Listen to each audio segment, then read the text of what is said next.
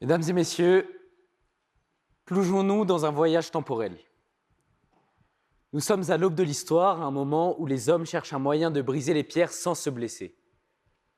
Un jour, l'un d'entre eux eut la brillante idée de prendre un caillou et un bâton pour en faire un marteau. Au fil de l'histoire, la forme et l'usage du marteau ont évolué, et aujourd'hui, cet outil presque banal est utilisé dans une multitude de domaines. Toutefois, il est indéniable que le marteau entre de mauvaises mains peut causer des dégâts considérables, ce qui a certainement suscité l'inquiétude chez les populations au fil de l'histoire. Nous avons la chance de pouvoir constater que de nos jours, nous sommes davantage à la recherche constante de l'innovation qu'à la poursuite quotidienne du gibier, et que des domaines et outils en plein essor tels que l'intelligence artificielle et la réalité virtuelle nous offrent des possibilités et des accès facilités à divers domaines. Bien sûr, tout comme le marteau, leur apparition a provoqué de l'inquiétude chez certains. Après tout, peut-être que dans un futur proche, nous tombons dans la dépendance, nos interactions sociales sont remplacées par la réalité virtuelle alimentée par l'IA, et nous passons le restant de nos jours dans un canapé. Je m'appelle Cheyenne Papiernik, je suis étudiant français à HEC Montréal et dans les 10 prochaines minutes, je vais tenter de vous expliquer en quoi les outils de réalité virtuelle et d'intelligence artificielle sont là pour nous aider, qu'il est donc judicieux de leur accorder notre confiance, sans négliger leurs risques potentiels. Alors, quand on parle de réalité virtuelle et d'intelligence artificielle, il est indispensable de porter notre attention sur les IA génératives qui, depuis quelques années, font fureur, notamment avec l'arrivée de, comme vous pouvez vous en douter, ChatGPT. Une aubaine pour les étudiants, un cauchemar pour les professeurs. Vous en avez peut-être assez d'en entendre parler, et moi-même, je me suis dit qu'être la énième personne à vous ressasser le sujet de ChatGPT n'était pas la solution pour capter votre attention. C'est pourquoi j'ai décidé aujourd'hui de considérer plus globalement l'intérêt de l'utilisation de l'IA dans la réalité virtuelle. Quant à celle-ci, avez-vous pleinement conscience de son ampleur? Elle a le pouvoir de plonger en un rien de temps celui qui en fait l'expérience dans un monde complètement parallèle. À l'âge de 10 ans, je l'expérimente en compagnie de mes frères et sœurs. Nous en sommes tous ressortis avec des étoiles dans les yeux. Et durant les 8 années suivantes, j'ai continué à côtoyer cette technologie et je me suis dernièrement réjoui d'avoir pu constater que des facteurs tels que l'âge n'en perturbent pas sa perception, la rendant ainsi accessible à tous. Alors bien sûr, il est indispensable de considérer et d'accorder une importance aux risques présentés par cette nouvelle technologie immersive. On ne parle pas ici de troubles physiques tels que les vertiges, les malaises, les nausées, l'altération de l'habileté manuelle. Rassurez-vous, j'en profite depuis presque 10 ans et j'arrive plus ou moins à me tenir droit devant vous aujourd'hui. Non, les réels risques potentiels seraient plus tournés vers le mental. La frustration, la dépendance, l'addiction. Des études ont d'ailleurs démontré que le taux de dopamine libéré lors de l'utilisation de la réalité virtuelle se rapproche même de celui d'une drogue contemporaine. Vous pouvez le comprendre, l'intelligence artificielle et la réalité virtuelle nous évoquent à tous des images différentes. Pour un petit garçon, une personne âgée, un étudiant, qu'on en ait fait l'expérience ou pas, nous avons tous le pouvoir de nous faire une image de ce qu'est cet environnement virtuel.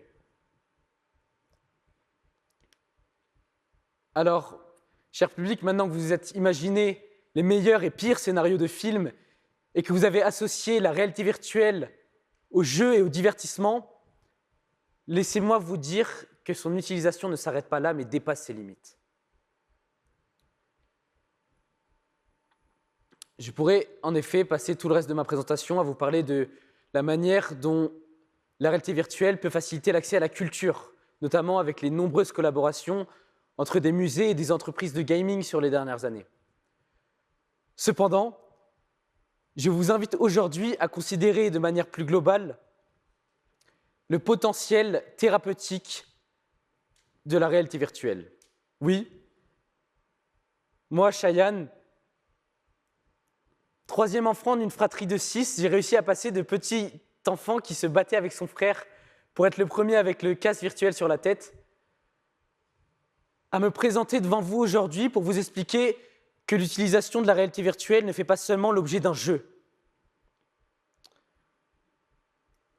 Lorsque j'ai commencé mon aventure en autonomie au Canada, je ne réalisais pas l'impact gigantesque de la santé mentale sur notre quotidien. Alors oui, bien que de nombreuses études de différents gouvernements nous indiquent que l'importance accordée à la santé mentale est en pleine croissance, pensez-vous honnêtement que chacun d'entre vous y accorde la même importance?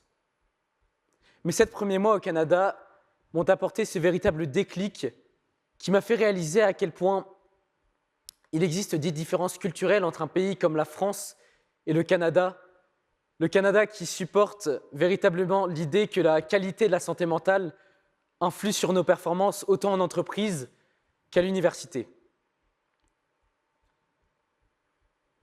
Rassurez-vous, il n'y a pas vraiment besoin d'être un expert en réalité virtuelle ou en neurosciences pour comprendre que ces deux domaines-là, santé mentale et réalité virtuelle, peuvent agir en collaboration. Avant toute chose, je ne suis ni expert, ni en train de vous exposer le fruit de mon imagination ou le dernier film que j'ai visionné.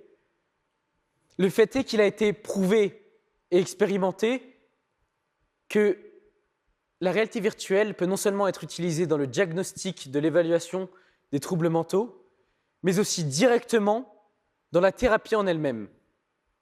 Dans le jargon, on appelle ça la thérapie virtuelle. Un article du journal Les Affaires nous présente Phosphène. Cofondée par Jean-François Etier en 2022, Phosphène est une jeune entreprise canadienne innovante qui développe des expériences s'adressant aux aînés. En tant que réalisateur, l'idée de Jean-François Etier a été d'exposer l'utilisateur à du contenu lui évoquant de bons souvenirs. Par exemple, présenter une balade immersive sur le Mont-Royal à une personne âgée qui aurait vécu toute sa vie près de la montagne. Ou de manière plus générale, son idée a été de plonger l'utilisateur dans un environnement apaisant dans le but de réduire l'anxiété, les phobies ou encore les troubles obsessionnels.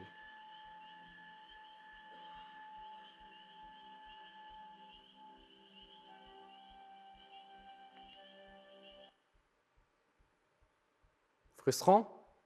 J'en ai vu quelques-uns au premier rang s'endormir déjà. En réalité, il est même possible d'aller plus loin. En 2021, une enquête de Statistique Canada nous indique que 13% des personnes âgées de 15 ans et plus ont déclaré se sentir toujours ou souvent seules.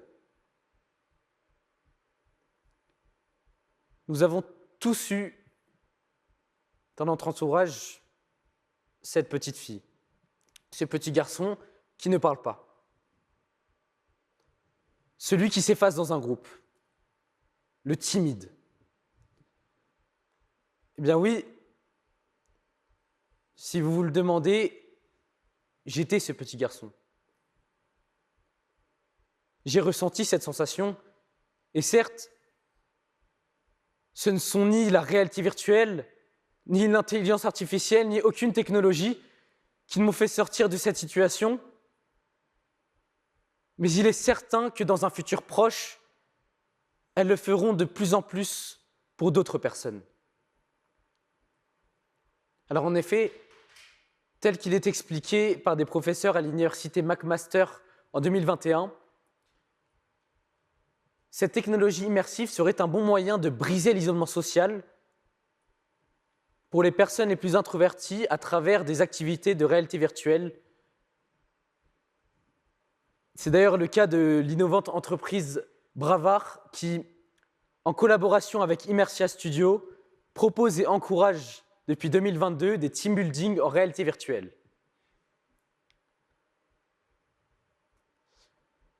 Cher public, maintenant que nous nous sommes plongés dans un futur captivant où l'IA et la réalité virtuelle se rencontrent pour révolutionner nos vies, disons stop. Stop à la peur du changement. Stop à la crainte de l'innovation. Cette évolution technologique permet à des domaines tels que la santé mentale de se développer et par-dessus tout, de rendre son évolution et son amélioration accessibles à tous. Il est essentiel de saisir les opportunités offertes par ces nouveaux outils sans négliger leurs risques potentiels. Ainsi, en adoptant un comportement raisonnable, nous avons le pouvoir d'utiliser ces outils modernes pour façonner un avenir plus brillant et épanouissant pour chacun d'entre nous. Mesdames et messieurs, ensemble, prenons cette pause nécessaire pour chasser ces appréhensions. Faisons en sorte que l'innovation soit synonyme de progrès humain et que les avancées technologiques nous rapprochent de notre plein potentiel. Merci beaucoup.